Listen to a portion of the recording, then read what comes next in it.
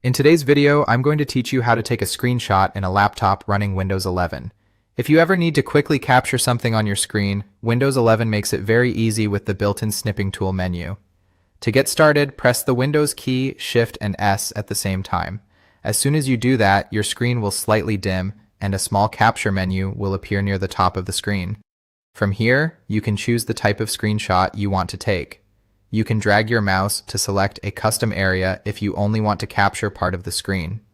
You can also choose a single window if you want to screenshot just one app or program. And if you need everything visible on your display, you can capture the whole screen. Once you make your selection, the screenshot is taken right away. Windows will automatically copy that image to your clipboard, which means it's ready to paste immediately into another app.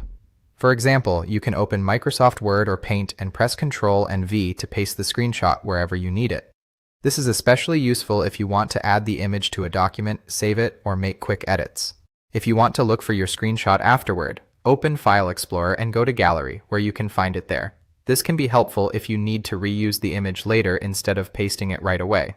A quick tip: if the screenshot doesn't seem to work the first time, make sure you're pressing all three keys together clearly and then choosing the correct capture option from the menu. That's how to take a screenshot in Windows 11 on your laptop.